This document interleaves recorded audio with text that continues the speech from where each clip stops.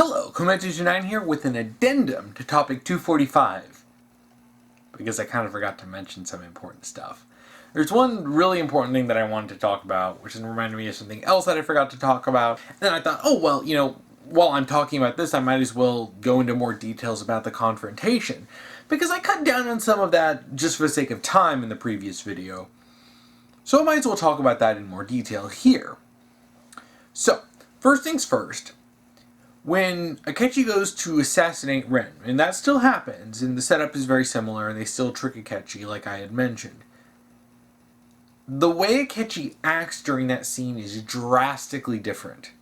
So he goes in there, and he's regretful of it. He doesn't want to do it.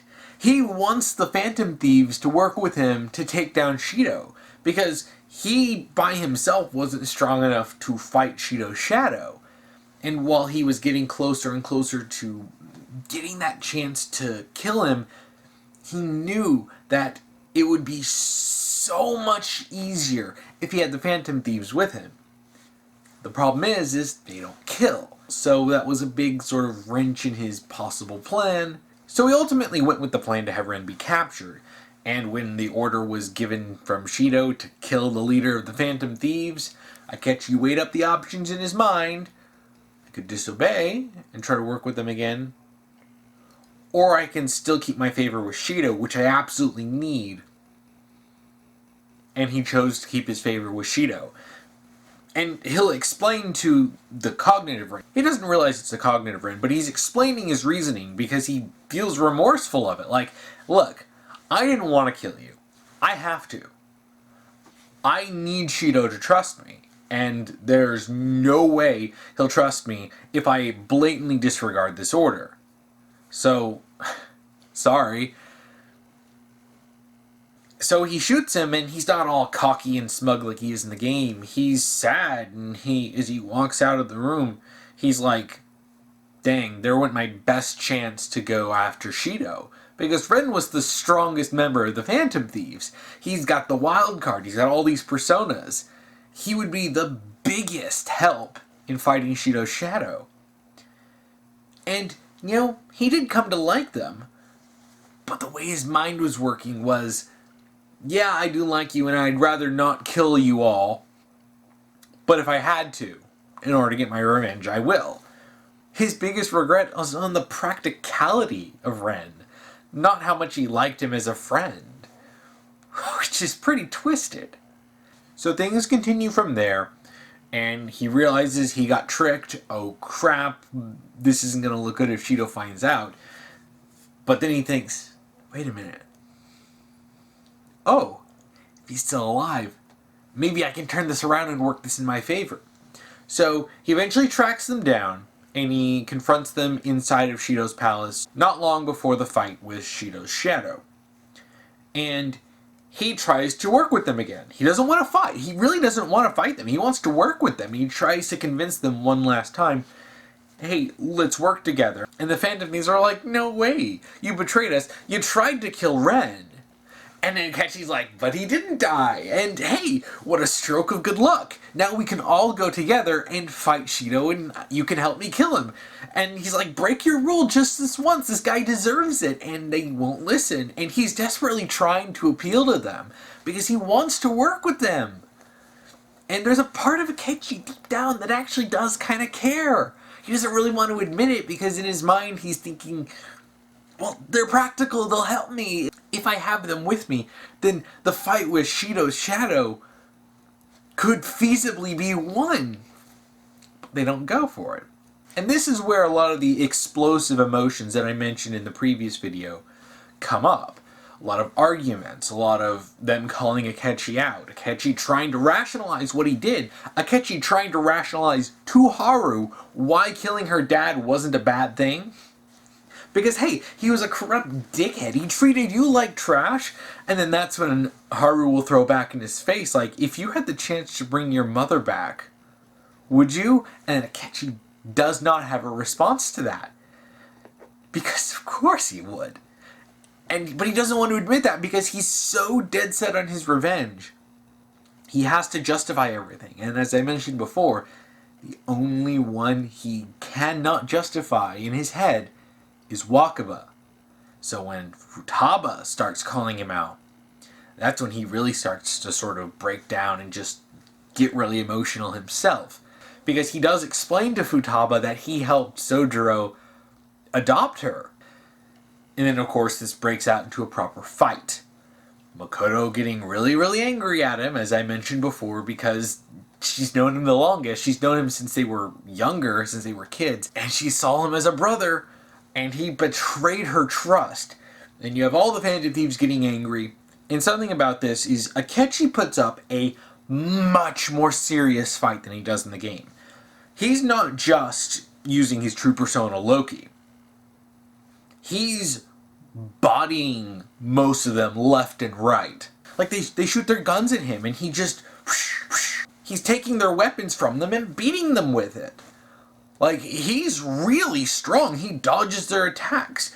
He can go toe-to-toe with multiple of them at the same time. The only one that gives him any kind of real pushback is Ren, with the power of the wild card.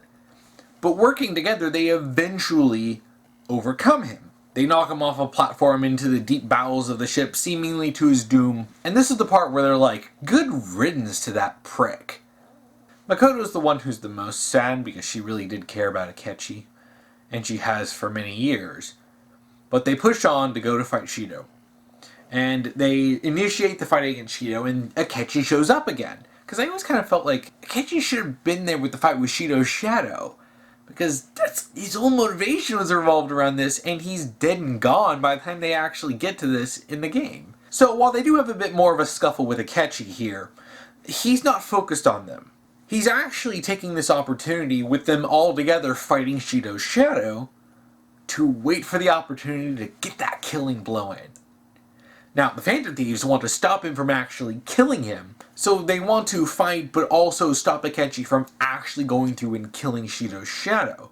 He's just also really freaking hard to fight. So this fight will go on, and Akechi will mostly be fighting Shadow Shido, and a little bit of a fight with the Phantom Thieves, a bit here and there, but he's mostly focused on Shido, right?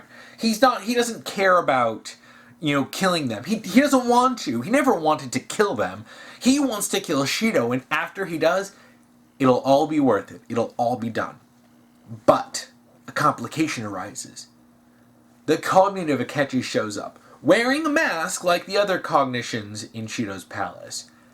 And he is the loyal lapdog for Shido, because this is how Shido sees Akechi. Akechi actually has been successful in making Shido think he's extremely loyal. Shido didn't figure him out because Akechi has been extremely careful and extremely calculating in how he interacts with Shido and how he portrays himself, just to make sure that Shido doesn't catch on to him.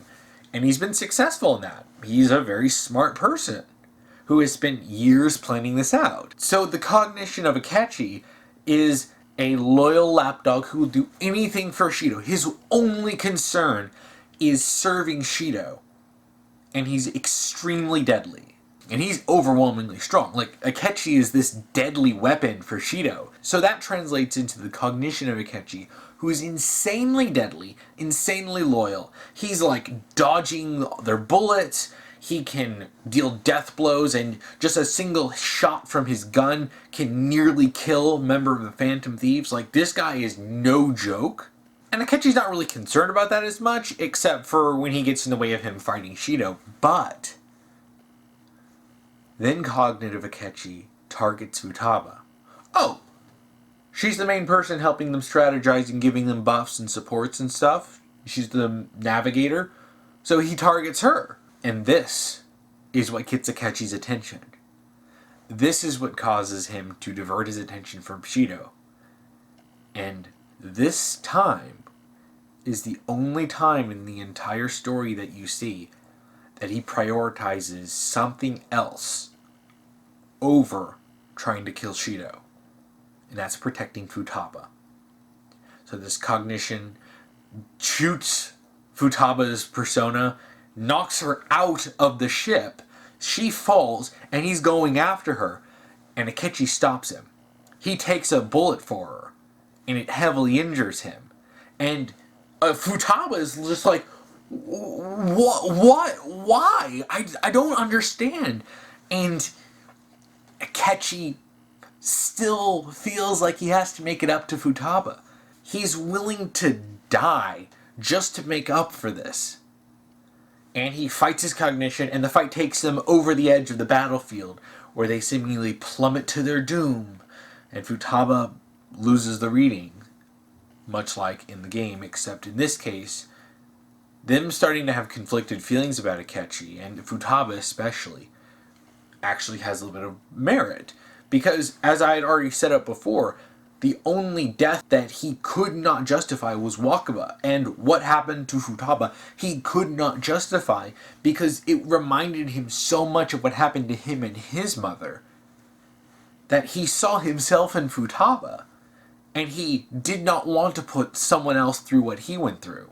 That's why he went so far out of his way to help Sojiro adopt Futaba. That's why he was constantly checking on her, constantly making sure that they were okay. And then he willingly sacrifices himself for Futaba. And the battle stops. Even Shadow Shido stops and starts going, huh? And he thinks it's hilarious, so he's just like, what an idiot. So then they get back to the fight. Like, this is a really tough fight. They need to focus on it. So then they go in there, they fight him, they beat him, everything plays out. And then after they get back, this is where they kind of start going, oh wow, Akechi, he died saving Futaba. And this is what I was saying before, when they actually kind of start to feel a little conflicted feelings about Akechi. I can't believe I never explained the context of this before, but that was really what I was referring to. After the first part of the confrontation, they're like good riddance, but after the second part, when he, falls off the edge with his cognition and they lose the signal from him, that's when they start to feel a little sad about it. A lot of conflicted emotions. They're still angry at him, but like, wow, he actually died saving Futaba, and that's consistent with what they had learned about him, especially how he talks about Futaba. So this really does make them feel conflicted about Akechi. And it's hard. There's no real right answer in this regard. So they just sort of leave it open, like, well, don't know really how to feel.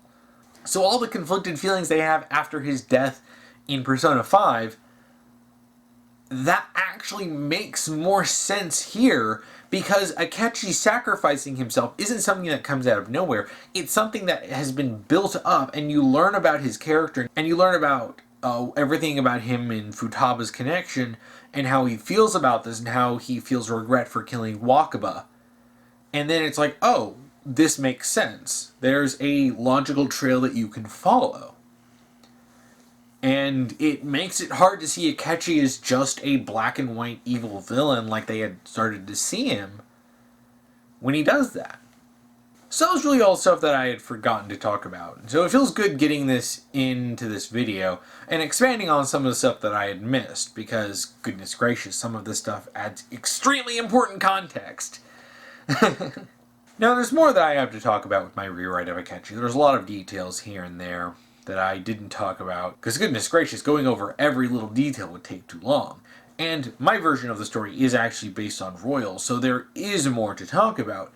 But I wanted to leave it at this, because I think this is a solid amount to talk about, and this is most everything about Akechi's character, right? So if you haven't already, I highly recommend watching Topic 245, which this is an addendum of, because you kind of need to watch both of them in order to get the full context, and that has most everything in it. Now, I don't have a proper outro for addendums, and I don't want to do my normal one for my topics, so I'll just say, thank you for watching.